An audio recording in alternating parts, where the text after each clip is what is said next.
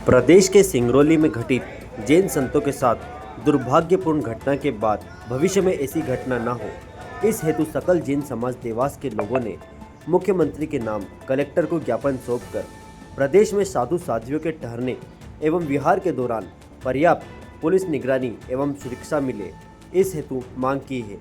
ज्ञापन का वाचन जैन समाज सामाजिक संगठन के संयोजक नरेंद्र जी जैन ने किया। इस दौरान जैन समाज संगठन के पदाधिकारी एवं बड़ी संख्या में समाज जन उपस्थित थे।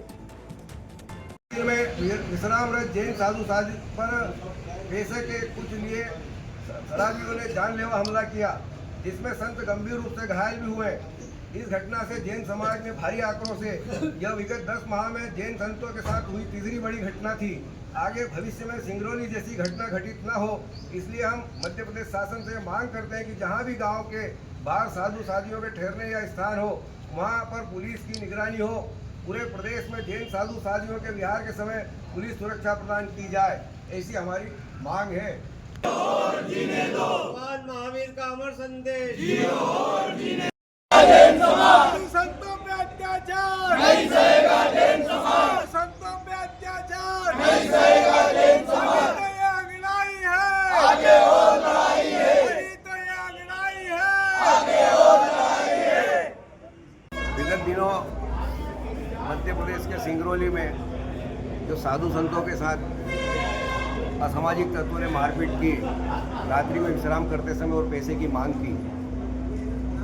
जैन समाज के साधु संतों के पास पैसा तो रहता नहीं है, लेकिन असामाजिक थे, शराब के लिए पैसे मांगे और फिर उनके साथ मारपीट की, जिससे गंभीर चोट आई उनको। इसके कारण उनको दवाखाने में भर्ती भी करना पड़ा।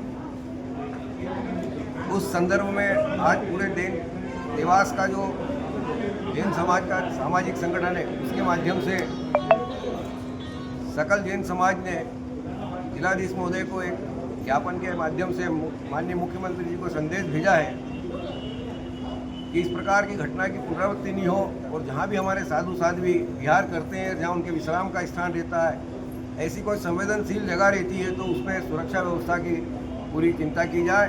क्योंकि हम संयम का मार्ग लिए चलने वाले लोग हैं, हमको किसी भी प्रकार से शांति भंग करने का हमारा कोई वो नहीं रहता उद्देश्य। लेकिन फिर भी अगर हमारे साधु संतों के साथ इस प्रकार का अत्याचार होगा तो समाज कभी भी आक्रोशित हो सकता है। इसकी संपूर्ण जिम्मेदारी फिर प्रशासन की रहती है। आपका परिचय? मैं नरेंद्र जैन, देवास जिला सामाजिक संगठन का संयोजक। आप सभी को ये ज्ञात है कि विगत कुछ दिनों पहले जैन संतों पर सिंगरौली में जो हमला हुआ था, उसकी जैन समाज कठोर निंदा करता है। और अभी हम यहाँ पर माननीय कलेक्टर महोदय को ज्ञापन देने आए थे, जिसमें समग्र जैन समाज यहाँ पर उपस्थित है, कि वो जो घटना हुई, इस तरीके की घटना आने वाले समय में कभी ना हो। जैन समाज एक बड़ा ही शांति और अहिंसा के संदेश देने वाला समाज है, पर जैन समाज को किसी भी विषय में अन्यथा में ना लिया जाए। यह आंदोलन आज तो शांतिप्रिय घटना थी, ये जो घटना थी, यह आंदोलन आज शांतिप्रिय तरीके से हमने ज्ञापन प्रेषित करा, पर इसका मतलब ये नहीं है कि जैन समाज उग्र नहीं हो सकता। जैन समाज अपने आप में एक बड़ा स्थान रखता है भारत की पूरी व्यवस्था में। संतों के साथ में इस तरीके का अत्याचार जैन समाज कभी सहन नहीं करेगा। आज कलेक्टर साहब को ये ज्ञापन देकर हम लोगों ने ये मांग करी है कि जब हमारे जैन साधु साध्वी जी जब यहाँ विहार करते हैं, जब वो कहीं पर जाकर उनका स्टे करते हैं, तो उस समय पर उनकी भरपूर सुरक्षा, पूरी सुरक्षा हो। और ये सुनिश्चित करने के लिए ही हम लोगों ने यहाँ पर कलेक्टर साहब को अभी हाल ज्ञापन दिया था। जैन समाज, जैसे अभी रवि भैया ने बताया, जैन समाज अहिंसा प्रिय समाज है।